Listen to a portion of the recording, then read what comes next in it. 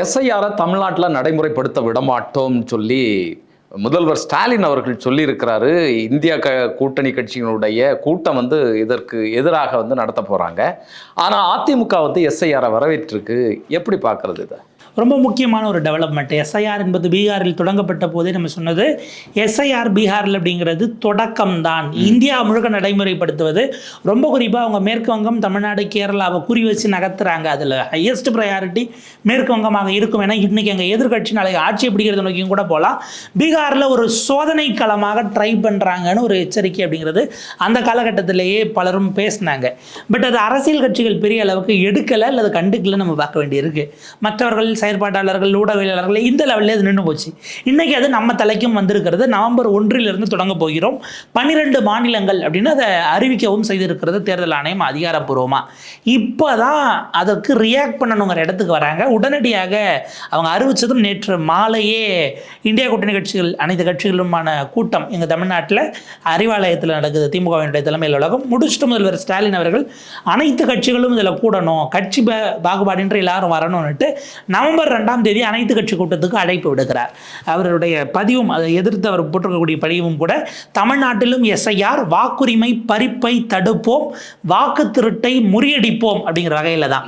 இதில் அவர் சொல்கிறாரு பருவமழை வரப்போகுது. ஏற்கனவே அது சிக்கல் கொண்டது, அதில் நோக்கம் தவறாக இருக்குது. இதுபோக பருவமழை வரும்பொழுது அதுலேயும் மிக மோசமானது. அப்போ இவங்களுடைய நோக்கம் மக்களின் வாக்குரிமையை பறித்து பாஜகவுக்கு சாதகமாக தேர்தல் ஆணையத்தால் நடத்தப்படும் சதி அப்படிங்கிற குற்றச்சாட்டு நேரடியாக எலெக்ஷன் கமிஷன் மேலேயே சார்ஜ் பண்ணுறாரு. நீங்கள் திட்டமிட்டு யார் யாரெல்லாம் பாஜகவை அடிப்படையில் எதிர்க்கக்கூடியவராக இருக்கிறாங்களோ அந்த வாக்காளர்களினுடைய தன்மை அல்லது ஒரு இதாக நீங்கள் பிரிக்கிறீங்கன்னா பெண்கள், சிறுபான்மையினர், பட்டியல் சமூகத்தினர், பழங்குடியின மக்கள், இவங்களை அதிக அளவில் நீங்கள் பீகாரில் நீக்கினதை தான் இங்கே செய்ய போகிறீங்களாங்கிற கேள்வியை அவர் எழுப்புறாரு. எனவே இதை நாங்கள் அனைத்து கட்சி கூட்டம் கூட்டிட்டு உடனடியாக இதை எதிர்த்து தமிழ்நாடு போராடும், தமிழ்நாடு வெல்லும், இந்த ஜனநாயக படுகொலைக்கு எதிராகங்கிறது அவருடைய ஸ்டேட்மெண்ட்டாக இருக்கிறது. சொல்லி முடிச்சு இது இந்த பக்கம் ட்வீட் வருதுங்க. மீட்டிங் போயிட்டு இருக்கும்போதே, அதற்கு மீட்டிங் நடந்துகிட்டு இருக்கும்போது இந்த பக்கம் அறிக்கை வருது. இது தேவையானது என்று அதிமுகவின் சார்பில் என்னுடைய அமைப்பு செயலாளர் முன்னாள் அமைச்சர் ஜெயக்குமார் அவர்கள் அறிக்கை விடுறாரு. இதில் ஹைலைட் பார்த்தீங்கன்னா, இதற்கு முன்பாக அதாவது போன வாரத்தில் ஒரு இது நம்ம பார்த்தோம். ஹைகோர்ட்டில் எஸ்ஐஆரை நாங்கள் அடுத்த வாரம் நடைமுறைப்படுத்த போகிறோன்னு தேர்தல் ஆணையத்தினுடைய ஸ்டாண்டிங் கவுன்சில் நிரஞ்சன் ராஜகோபால் அவர்கள் ஹைகோர்ட்டில் சொன்னார். அது என்ன கேஸ்னால், 2021 தேர்தல் தோல்விக்கு பிறகு, தேர்தல் எலெக்ஷன் முடியுது, அப்போ டி நகரில் முன்னாள் எம்எல்ஏவாக இருந்த சத்யநாராயண் அவர்கள் அந்த எலெக்ஷனில் வெற்றி வாய்ப்பை பறி கொடுக்குறார். கொடுத்துட்ட பிறகு டி நகர் எலெக்ஷனில் இருக்கக்கூடிய பூத்துகள், அதில் வாக்காளர் பட்டியல், இதில் சில கோளாறுகள் இருக்குன்னு நான் சந்தேகப்படுறேன், அதனால் அதை தூய்மைப்படுத்தணும் அப்படின்னு ஒரு வழக்கு போடுறாரு. இது வழக்கமாக தேர்தல் தோல்விக்கு பிறகு பலரும் வைக்கக்கூடிய குற்றச்சாட்டாக இருந்தாலும் கூட அவருடைய தொகுதியை வச்சு அவர் பதிவு பண்ணுறாரு. ஜெயக்குமார் அவர்கள் இந்த மாதிரி ராயபுரத்தில் ஏதாவது சொன்னாரானா அவர் அப்படியான ஸ்டேட்மெண்ட் அப்போ விடலை. ஒன்று. ரெண்டாவது, அவர் சொன்னார் நடுவில் இது பிரிஞ்சதுக்கு பிறகு, என்னங்க நீங்கள் பாஜக கூட கூட்டணி வச்சுட்டு போனோம்னா கிறிஸ்டின் முஸ்லீம் ஓட்டு எனக்கு எப்படிங்க விழும், என் தொகுதியில் ஓப்பனிங்லேயே எதிர்த்தரப்பு வேட்பாளருக்கு மொத்தமாக அவங்க ஒரு 40,000 வாக்கு கூட இருந்தால் அவங்க ஆரம்பிப்பாங்கலாம் அவர் பேசியிருக்கிறாரு. அப்போ அன்னைக்கு அவருடைய வாக்காளர் பட்டியலில் இந்த சார்ஜ் அவர் வைக்கலை. அவர் இப்போ என்ன சொல்கிறாரு, ஈரோடு கிழக்கு இடைத்தேர்தலில் இந்த மாதிரி தான் வாக்காளர்களை போலியாக சேர்த்துட்டாங்கன்னா 40,000 வாக்குகள்னா நம்ம அதிமுகவை கேட்க வேண்டியது, நீங்கள் தமிழ்நாட்டிலேயே கட்டமைப்பு கொண்ட 2 கட்சிகளில் பிரதானமான கட்சி. தமிழ்நாட்டில் அதிமுகவுக்கு பூத் ஏஜென்ட் இல்லாத பூத்தே தமிழ்நாட்டில் கிடையாது. எத்தனாயிரம், 75,000 பூத்துனா 72,000 அதை ஏற்றிருந்தாங்க. 69,000 72 மாற்றிருந்தாங்க. 65 இப்போ 72 மாற்றினாங்க. 72,000 பூத்துலேயும் பூத்து இருக்கக்கூடிய கட்சி தமிழ்நாட்டில் 2ல் நீங்கள் ஒரு ஆள். உங்களை மீறி உள்ள வாக்காளர் பட்டியலில் சேர்க்குறாங்கன்னா நீங்கள் எப்படி அமைதியாக இருந்தீங்கிற கேள்வி வருது. அப்போ உங்களுடைய ஆட்கள் அந்த வேலையே செய்யலையா? இதை கட்சி கட்டமைப்பு இல்லாத ஒரு புதிய கட்சி வைக்கிறாங்கன்னா நம்மளால் புரிஞ்சிக்க முடியும் அப்படிங்கிற கேள்வி. இதில் ஹைலைட் பாருங்க, எடப்பாடி பழனிசாமி அவர்கள் கான்சியஸாக, அதாவது எலெக்ஷனில் வெற்றி வாய்ப்பு பறிகொடுத்த 2 பேரை வச்சு பேச வைக்கிறாரு. இப்போ அடுத்து ப்ராப்ளம் ஒரு சத்யா அவர்களும் வெளியில் பேச வாய்ப்பு இருக்குது. இன்றைக்கி மாநிலங்களவை எம்பியாக இருக்கிற சி வி சண்முகம் கூட பேசலாம். ஏன்னா நீங்கள் டக்குன்னு இப்படி ஒரு வார்த்தையை சொன்னீங்கன்னா, அப்போ எடப்பாடி தொகுதியில் அவங்க ஏன் ஆளை சேர்த்து உங்களை தோக்கடிக்கல அப்படின்னு ஒரு சார்ஜ் வந்துருமோ, அதுக்குள்ளேயும் ஒரு அரசியல் கேல்குலேஷன் இருக்குது. இதில் எஸ்ஐஆர் தொடர்பான விஷயங்களில் ஒன்று, ஆளுங்கட்சியாக இருக்கக்கூடியவர்கள் அதிக அளவுக்கு ரியாக்ட் பண்ணதுக்கு காரணம் அப்புறம் நீங்கள் அப்படி தான் ஜெயிச்சிங்களான்னு ஒரு கேள்வி வந்துருங்கிறதுனாலேயே அரசியல் ரீதியில் அப்படி ஒரு கேள்வி நம்ம எதுவும் கேட்க வச்சுக்கிட்டோம்னு கொஞ்சம் மௌனமாக இருக்காங்கன்னு நம்ம பார்க்க வேண்டியிருக்கு. ஜெயித்தவர்கள் எல்லாரும் இப்போ ஒரு மாதிரியும் வெற்றி வாய்ப்பை பறிகொடுத்தவர்கள் ஒரு மாதிரியும் போகக்கூடியதாக இது மாறும். இல்லை, இதில் நமக்கு எழக்கூடிய கேள்வி பார்த்தீங்கன்னு சொன்னால், இப்போ பீகார்லையும் சரி மேற்கு வங்கத்திலையும் சரி, இது வந்து பிஜேபியினுடைய ஒரு ஆயுதமாகத்தான் செயல்பட்டு இருக்கு. பிஜேபி இதுக்கு எதிர்ப்பு தெரிவிக்கல. மறந்தும் கூட ஒரு தும்மல் இருமல் கூட அவங்க மத்தியிலேருந்து வரல. அப்போ தமிழ்நாட்டிலே வந்து இது நமக்கு சாதகமாக நடக்கும் அப்படிங்கிறதுனால அதிமுக இந்த நிலைப்பாடை எடுக்கிறாங்களா அப்படிங்கிற கேள்வி எழுதுல்ல. இதுதான் நமக்கு என்ன சொல்ல வரோம்னா, எஸ்ஐஆரில் இப்போ அடுத்து யார் யாரெல்லாம் பாதிக்கப்படுவார்கள் ஓப்பனாக, ஏன்னா அதில் தேர்தல் ஆணையம் கொடுத்துருக்கக்கூடிய அந்த இதில் நாங்கள் இப்போதைக்கு இருக்கக்கூடிய மாதிரி பட்டியலை அப்படியே ஹோல்டு பண்ணுறோம். எப்போ எஸ்ஐஆர் முடிஞ்சு வருகிற வரை வாக்காளர் பட்டியலில் ஃப்ரீஸ் பண்ணி வைக்கிறோம்னு அவங்க சொல்கிறாங்க.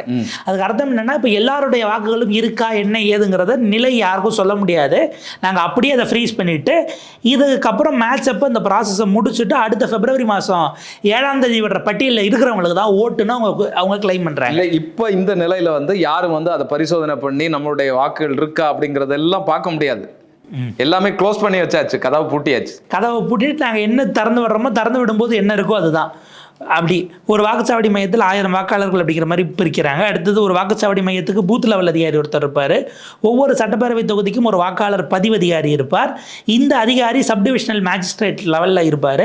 இதே போல் வாக்காளர் பட்டியலை தயாரிக்கிறவங்க அதன் அடிப்படையில் வாக்காளர்கிட்ட கருத்துக்களை வாங்கி பதிவு செஞ்சு இறுதி பட்டியலை தயார் பண்ணுவாங்க. ஒவ்வொரு தாலுகாவுக்கும் உதவி வாக்காளர் பதிவு அதிகாரிகள் அப்படிங்கிற மாதிரிலாம் பிரித்து அவங்க போடுறாங்க. இறுதியில் ஏதாவது பிரச்சனைனா மாவட்ட ஆட்சியரிடம் முதல் முறையீடு செய்யலாம். அவர் நிராகரித்தா நீங்கள் தலைமை தேர்தல் ஆணையரிடம் 2வது மனுவை கொள்ளலாம் அப்படிங்கிற மாதிரிலாம் ஸ்டெப்ஸ் கொடுத்துருக்காங்க. நமக்கு இந்த ப்ராசஸ்க்குள்ளே போக வேண்டாம், அந்த ப்ராசஸே எதுக்குங்கிற கேள்வி வருது. அவங்க என்ன யாருக்கு அப்புறம் யார் ஜுடிஷியல் மேஜிஸ்ட்ரேட் இதெல்லாம் சொல்கிறாங்க. நம்ம கேட்க வேண்டியது இன்றைய தேதிக்கு இதில் யார் அதிகமாக பாதிக்கப்படுவார். பீகாரில் ரொம்ப பிளைனாக நமக்கு தெரிஞ்சது. நம்ம இதை யாரையும் அச்சுறுத்துவதாக சொல்ல இதுதான் பேட்டர்ன். ஏன்னா வெஸ்ட் பெங்காலில் இதை இன்ஸ்டண்ட்டாக செஞ்சுருக்கிறாங்க. இன்றைய தேதிக்கு 43 வயதுக்கு கீழே இருக்கிறவர்கள் எல்லாருடைய வாக்குகளும் இப்போது பாதிக்கப்படும். அவங்க மீண்டும் ஒரு முறை தங்களை பதிவு செய்வதற்கு அல்லது தங்களுடைய வாக்கை தற்காலிகமாக வச்சு பறிக்கப்படுங்கிறதா இன்றைக்கி இருக்கக்கூடிய சிச்சுவேஷன். 43 வயதுக்கு மேலே நம்ம எப்படி சொல்கிறோம்னா, இப்போ பீகாரில் இந்த வெஸ்ட் பெங்காலில் என்ன பண்ணாங்கன்னா 2025 இப்போ அப்டேட்டடாக இந்த வருஷம் சேர்த்தவங்களோட பேர் லிஸ்ட்டை எடுத்துக்கிட்டாங்க வாக்காளர் பட்டியல். இல்லை 24 லேட்டஸ்ட்டாக எடுக்கிறாங்க. எடுத்துகிட்டு இந்த ஃபைல் அவங்க சிஸ்டமில் இது ரீடபிள் ஃபார்மேட்டாக இருக்கும், அதை வச்சுப்பாங்க. 2002 அதே தொகுதியினுடைய வாக்காளர் பட்டியல் எடுத்துட்டு ரெண்டுத்தையும் மேட்ச் பண்ணால் 2002 இருந்தவங்க 2024 அங்கேயே இருந்தால் அவர் பேர் தனியாக ஃபில்டர் ஆகி வந்துடும். அதில் இருக்கிறவங்க இதில் இல்லைன்னா இறந்துதான் நினச்சி டெலீட் ஆயிரும். அதில் இல்லாதது இதில் இருந்தாலும் ரிமூவ் ஆயிரும். இப்போ 18 வயசு முடிஞ்சு நீங்கள் என்ன இப்போ என்ன அர்த்தம்னா, இந்த நீக்கப்பட்டவர்கள் திரும்ப போய் அவங்க கேட்குற டாக்குமெண்ட் ஏதாவது ஒன்று கொடுத்து தங்களுடைய வாக்குரிமையை மீட்டுக்கொள்ள வேண்டும்ங்கிற. இல்லை, இப்போ இதில் நீங்கள் ஏதாவது ஒரு டாக்குமெண்ட் சொல்கிறீங்க, இதில் தான் மிகப்பெரிய அந்த பற்றி அவங்க வச்சுருக்கிறாங்க. ஆமாம், அதில் இது வந்து குடியுரிமையை சரி பண்ணக்கூடிய அதை வந்து நிரூபிக்கக்கூடிய ஒரு வகையாக தான் அவங்க NRC எல்லாம் உள்ளதில் கொண்டு வராங்க. இதில் இன்னொரு சிக்கல் என்னன்னா, இவங்க என்ன சொல்றாங்க, அசாம்ல குடியுரிமை திருத்த சட்டம் வந்து நடைமுறையில் இருக்கு, அதனால வந்து அங்க எஸ்ஐஆர் தேவையில்லை அப்படிங்கிறத வெளிப்படையாகவே சொல்றாங்க. அப்ப நமக்கு எழக்கூடிய கேள்வி, இந்த எஸ்ஐஆரை பயன்படுத்தி குடியுரிமையை சரி பண்ணக்கூடிய வேலையை தேர்தல் கமிஷன் பண்ணுதா அப்படிங்கிற கேள்விதான் நமக்கு எழுது. அங்க எழுப்ப வேண்டிய கேள்வி, தேர்தல் கமிஷனுக்கு குடியுரிமைக்கும் எந்த சம்பந்தமும் இல்லை, குடியுரிமையை கேட்பதற்கு தேர்தல் கமிஷன் யாருங்கிற கேள்விதான் நம்ம முதல்ல கேட்கணும். NRCங்கிறது உள்துறை அமைச்சகத்தோட வேலை. உங்களுக்கு வேலை எலெக்ஷன் நடத்துறது. இருக்கிற சேர்க்கும் போது அவன் இந்திய குடிமகனான்னு கேட்கணும். சேர்த்து 20 வருஷம் ஓட்டு போட விட்டுட்டு இன்னைக்கு என்ன இந்திய குடிமகனான்னு நீங்க எப்படி கேட்பீங்க? உங்க ஜூரிஸ்டிக்ஷன்லயே இந்திய அரசமைப்பு சட்டத்தில் அது கிடையாது. இல்லாத குடியுரிமை நீங்கள் கேட்பது அரசமைப்பு சட்டத்துக்கு எதிரானது, சட்டவிரோதமானது. அப்ப இதையே தேர்தல் ஆணையம் திருட்டுத்தனத்தை உள்ள செய்யறாங்க. இதற்கு துணை போவது இந்தியாவினுடைய உள்துறை அமைச்சகம்ங்கிற குற்றச்சாட்டை வைக்கணும். ஏன்னா இப்போ இந்த உங்களுடைய அதிகாரத்தை இன்னொருத்தர் எடுத்து நான் தான் செய்வேன். இப்போ இந்த ஜூரிஸ்டிக்ஷன் ஒரு இன்ஸ்பெக்டர் இருக்கிறார் அப்படின்னா 2 இது தள்ளி இதுக்கு சம்மந்தம் இல்லாத வேற ஒரு இன்ஸ்பெக்டர் இங்கே வந்து இங்கேயும் நான் தான் பார்த்துப்பேன்னா அவர் எப்படி வருது? ஏன் அதிகாரம், அது ஏன் ஏரியா, இது என்னோட ஜூரிஸ்டிக்ஷன். இதுக்குள்ள சம அந்தஸ்தில் இருந்தாலும் அவங்க கிளைம் பண்ணுறபடி தேர்தல் ஆணையம் என்பது ஒரு கான்ஸ்டியூஷனல் பாடி, அரசமைப்பு சட்டம் உருவாக்கியது அப்படின்னா அதே அரசமைப்பு சட்டம் தான் சட்டமன்றத்தையும் நாடாளுமன்றத்தையும் அதற்கான அதிகாரத்தையும் வரையறை செஞ்சிருக்கு. 2 ஈக்குவல் பாடிஸாக இருந்தாலும் உங்களுடைய எல்லை வரையறை வேற, அது வேற. இதை நீங்க செயல்படுத்த முடியாது, அதில் உள்ள நுழைக்க முடியாதுங்கிற இது இருக்கு இல்லையா? இது அமித்ஷா எப்படி? அமித்ஷா அவர்கிட்ட இல்லாத அதிகாரத்தையும் எடுத்து செயல்படுத்தக்கூடியவர். தான் அதிகாரத்தை இன்னொருத்தர் எடுக்கிறத அவர் வேடிக்கை பார்க்க மாட்டார். அப்ப இது முழுக்க முழுக்க உள்நோக்கத்தோடு நீங்க கொண்டு வந்து செய்றீங்கிறது வெட்ட வெளிச்சமாயிருச்சு. அதனாலதான் தேர்தல் ஆணையத்தின் மீது குற்றச்சாட்டு வைத்தால் பாஜக காரர்கள் பாய்ந்து குறுக்க வந்து எதுக்கு, அதுக்கு எதிராக தேர்தல் ஆணையத்தை நீங்க எப்படி சொல்லலாம் பாஞ்சு வந்து வக்காலத்து வாங்குறதுல இருந்து நமக்கு அது தெரிய வருதுன்னு. இதுல மிக மிக முக்கியமாக இப்ப எலெக்ஷன் கமிஷன் என்னன்னு சொன்னா, நாங்க நீக்கிறதெல்லாம் நீக்கிறோம், சேர்க்கிறதெல்லாம் நீங்க சேருங்கன்னு சொல்லி பிஜேபி கிட்டையும் RSS காரங்கிட்டையும் சொல்லுது. இதுதான் இப்ப வந்து மேற்கு வங்கத்தில் நடந்தது. இது மேற்கு வங்கத்தில், தமிழ்நாட்டில் அந்த வேலையை அதிமுக செய்ய போகிறது. இதை அதிமுக செய்தால் மிகப்பெரிய வரலாற்று பழியை அதிமுக தூக்கி சுமக்க வேண்டியிருக்கும். தமிழ்நாட்டினுடைய வாக்காளர்களுக்கு, தமிழ்நாட்டு மக்களுக்கு செய்யக்கூடிய, ஏன்னா நீங்க அந்த திரும்ப சேர்க்கறதுங்கிறதுக்கு 2 இருப்பாங்க, BLO பூத் லெவல் ஆபீசர்ஸ். இது தேர்தல் ஆணையம் டியூட்டிக்கு போடக்கூடியது. பெரும்பாலும் இங்க இருக்கக்கூடிய ஆசிரியர்கள் மற்றும் பணியாளர்களை தான் போடுவாங்கனாலும் உத்தரவு தேர்தல் ஆணையம் கொடுக்கக்கூடியது BLOs. BLAங்கிறவங்க பூத் லெவல் ஏஜென்ட், ஒவ்வொரு கட்சிக்கு ஏஜென்ட் இருப்பாங்க. அவங்க போய் அந்த அப்பீலுக்கு அந்த ஃபார்மை ஃபில் பண்ணி கொண்டு போய் கொடுக்கறது, இதுக்கு விடுபட்டு போச்சுன்னு கொடுக்குற வேலைகளை அவங்க உதவி பண்ணுவாங்க. இந்த இடத்துல பாஜக விரும்பக்கூடியவர்களை உள்ள சேர்க்கணும் அப்படின்னா பாஜகவுக்கு கட்டமைப்பு கிடையாது. அதிமுகவினுடைய ஏஜென்ட்டுகள் அல்லது அதிமுகவுடைய கட்சி கட்டமைப்பு தான் அதை செய்ய முடியும். அப்ப இந்த இடத்துல பாஜக நினைப்பதை செய்வதற்கு இல்லை அந்த இடத்துக்கு அதை இவங்க நகர்த்துறாங்க அப்படிங்கிறத நம்ம பார்க்க வேண்டியிருக்கு. இது உண்மையிலே மிகப்பெரிய பிரச்சனையாக ஒரு கலகத்தை இங்க உருவாக்கக்கூடிய இன்னொன்று, நம்ம 40 வயதுக்கு கீழே அப்படின்னு சொல்லியிருந்தோம் இல்லையா? அதே போல் 2002க்கு பிறகு இதில் பெருமளவுக்கு பெண்கள் பாதிக்கப்படுவாங்க. 2002க்கு பிறகு திருமணம் செய்து கொண்டு தொகுதி மாறி வந்திருக்கிறவங்கன்றது இருக்கு இல்லையா?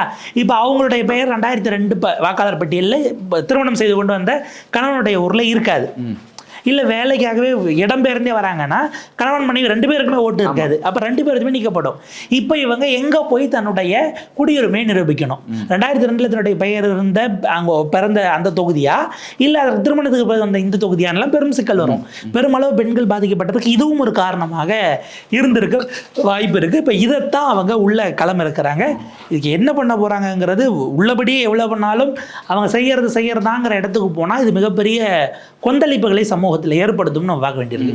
இல்லை, இதில் இன்னொன்று செய்யலாம். எலெக்ஷன் கமிஷன் ஒட்டுமொத்தமாகவே எல்லாரையும் நீக்கிடலாம். ஏன் நீங்கள் பாதியாக நீக்கிறீங்க? எல்லாரையும் நீக்கிட்டு எல்லாரும் இந்திய குடிமக்கள் தானே அப்படின்னு சொல்லி எல்லா பரிசோதனையும் பண்ணி நீங்கள் வாக்காளர் பட்டியலில் சேர்க்கணும் அப்படிங்கிறது தான் நம்ம சொல்ல வேண்டியதாக இருக்குது. இதில் அதாவது இது மொத்தமாக எல்லாத்தையும் கலைச்சி போட்டுட்டு முதல்ல இருந்து ஆடுற ஆட்டம் மாதிரி தெரியல. இதற்கு பல்வேறு விதமான நோக்கங்கள் இருக்கிறது. ஆனால் இப்போ பறிப்பதற்கு இல்லாத அதிகாரத்தை எக்ஸிக்யூட் பண்ணும்போது யார் தலையிட்டு கேட்பதுங்கிற கேள்வி இருக்குது. அதற்கான பதிலை யாருமே கொடுக்க மாட்டேங்கிறாங்க சம்மந்தப்பட்டவங்கிறது கவனமானது. இதை எஸ்ஐஆர் இப்போ இன்னொரு விஷயம் பார்த்திங்கன்னா, நரேட்டிவ் எப்படி செட் ஆகுது பாருங்கள். இந்த தேர்தல் எஸ்ஐஆரினுடைய அறிவிப்புக்கு பிறகு பிஜேபின்னு சொல்ல வேண்டிய பிஜேபி தான் அங்கே மத்தியில் அங்கே டெல்லியில் உட்காந்துக்கிட்டு எலெக்ஷன் கமிஷனை வக்காலத்து வாங்குறாங்க. இப்போ அதை அதிமுக தலையில் சுமத்தி இருக்கிறாங்க. இது திமுக விசஸ் அதிமுக என்கிற தேர்தலாக இல்லாமல் திமுக விசஸ் பாஜகவின் குரலாக ஒழிக்கும் அதிமுகங்கிற மாதிரி இதுக்கப்புறம் நரேட்டிவ் செட் ஆக போகுது. அப்படி செட் பண்ணும்போது அந்த இடம்ங்கிறது ரொம்ப கவனமாக வேறு விதமான எல்லையை நோக்கி அது நகரும். பாஜக அமைதியாக இருந்தாலே பரவாயில்லைங்கிற நிலையில தான் அதிமுக இருக்கக்கூடிய சூழலில் இது கூடுதல் சுமையாக மாறுகிறதுன்னு நம்ம பார்க்க வேண்டியது. நிச்சயமாக இப்போ இதில் பீகாரில் ஏற்கனவே உச்சநீதிமன்றம் என்ன சொல்லிச்சோன்னு சொன்னால், நீங்கள் ஏன் குடியுரிமையை பார்க்குறீங்க அப்படிங்கிற கேள்விகள்லாம் கேட்டது. ஆனால் அதற்கான ஒரு உறுதியான உத்தரவை அவங்க பிறப்பிக்கலை. அப்போ இங்கே இருக்கக்கூடிய ஜனநாயக அமைப்புகள் எல்லாம் இதை வேடிக்கை பார்த்துட்ருக்கா. ஏன்னா குடியுரிமையை சரி பண்ண வேண்டிய வேலை எலெக்ஷன் கமிஷனுக்கு கிடையாது. அந்த வேலையை அவங்க எடுத்து பண்ணிட்டு இருக்கிறாங்க. அப்போ இதை தடுக்க வேண்டிய பொறுப்பும் கடமையும் யாருக்கு இருக்குது அப்படிங்கிற கேள்வி எழுதல. மிக நிச்சயமாக அரசியல் கட்சிகள் இதை ஏன் ஒரு இஷ்யூவாக பார்க்கலங்கிற கேள்வி, அவங்களும் ஸ்டேக் ஹோல்டர், நீதிமன்றத்துக்கு மிகவும் நிச்சயமான பங்கு இருக்கிறது. அவங்க கடைசி நேரத்தில் இதை ஏன் பண்ணுறீங்கிற கேள்வியை கூட எழுப்பலாம். அவங்க தமிழ்நாட்டில் நீங்கள் டியூரேஷனை பாருங்கள், மொத்தம் 3 மாதம் எடுக்கும் எஸ்ஐஆர் இனிஷியல் இதுக்கு லிஸ்ட்டை ரெடி பண்ணி ப்ரிலிமினரி டிராஃப்ட் ரிலீஸ் பண்ண நவம்பர், டிசம்பர், ஜனவரி முடிஞ்சு ஒரு வாரம் வந்து பார்த்தீங்க, ஒரு மாதம் வந்து பார்த்தீங்கன்னா நீங்கள் அதற்கு எதிரான முறையீடுகளை பண்ணலாம். நீக்கப்பட்டவர்கள் அடுத்தடுத்த நிலைக்கான முறையீடுகள் ஒரு மாதம். பிப்ரவரி ஜனவரி 31 முடிஞ்சுன்னு வச்சுக்கோங்களேன். உங்களுக்கு ஜனவரி முடிஞ்சு பிப்ரவரி, அதற்கு பிறகு ஒரு வாரத்தில் அவங்க லிஸ்ட்டை ரிலீஸ் பண்ணால் கரெக்டாக எலெக்ஷன் நோட்டிஃபிகேஷன் அந்த நேரத்தில் வந்துடும். உங்களுக்கு அந்த எலெக்ஷன் நோட்டிஃபிகேஷன் வந்த வேகத்துக்கு அடுத்து என்ன பண்ணிடுவாங்க, கோர்ட்டுக்கு போனால் நோட்டிஃபிகேஷன் வந்துருச்சு, தேதி சொல்லியாச்சு, எதாக இருந்தாலும் தேர்தலை முடிச்ச பிறகு பார்த்துக்கலாம். அப்போ நீங்கள் இவ்வளோ நாள் காத்திருந்ததே இப்படி அதுக்கு பிறகு நீங்கள் கோர்ட்டுக்கும் போயிடக்கூடாது என்பதையும் கணக்கில் வைத்து செய்யும்போது தான் உங்களினுடைய இன்டென்ஷன் என்ன, உங்களுடைய நோக்கம் என்னங்கிற சந்தேகம் மிகப்பெரிய அளவுக்கு வருகிறது. அந்த இடத்துல தான் இப்போ இந்த கேள்விகள் வருது. இது லாங்கர் ரன்ல பெரிய அளவுக்கான சமூக பதற்றத்தை, கொந்தளிப்பை ஏற்படுத்தத்தக்கதாக இருக்கும். இதற்கு நடுவில் தான் நமக்கு கேரளாவில் பாஜக துணைத் தலைவர் பேசியதை போல, ஏன் நாங்கள் எங்களுக்கு தேவையான காஷ்மீரில் இருக்க ஆளை கொண்டு வந்து கேரளாவில் சேர்த்துக்க மாட்டோமாங்கிற அந்த ப்ராசஸ் எல்லாம் வரும்போது அதையும் செய்வதற்கு அதிமுக பயன்படுத்தப்படும், அதிமுகவினுடைய கட்டமைப்பு பயன்படுத்தப்படும்ங்கிற கேள்வி வருது இதில். ஆனால் ஒரு சிக்கல், அவங்க அந்த குழப்பமாகவே அவங்க வச்சுருக்கிறாங்க. பீகாருக்காரருக்கு பீகார்லேயே அவங்க கேட்ட டாக்குமெண்ட்டை கொடுத்து எஸ்ஐஆரில் பதிவு பண்ண முடியல அப்படின்னா தமிழ்நாட்டில் அவரை நீங்கள் எப்படி வாக்காளராக சேர்ப்பீங்கன்னு கேள்வி வருது. இங்கே எஸ்ஐஆர் நடக்கும்போது உங்களுக்கு உங்கள் ஊர் தாசில்தாரே அல்லது கன்சர்ன்ட் அத்தாரிட்டிஸே உங்களுக்கு சர்டிஃபிகேட் கொடுக்க முடியல அப்படின்னா இங்கே எப்படி உங்களுக்கு அந்த சர்டிஃபிகேட்டை கொடுப்பாங்கன்னு ஒரு கேள்வி இருக்குது. இதெல்லாம் அதாவது இது திட்டமிட்டே பலவிதமான குழப்பங்களை கிளப்புவதன் மூலமாக குழம்பிய குட்டையில் மீன் பிடிக்க முடியுமாங்கிறத நோக்கி நகர்த்துறாங்க.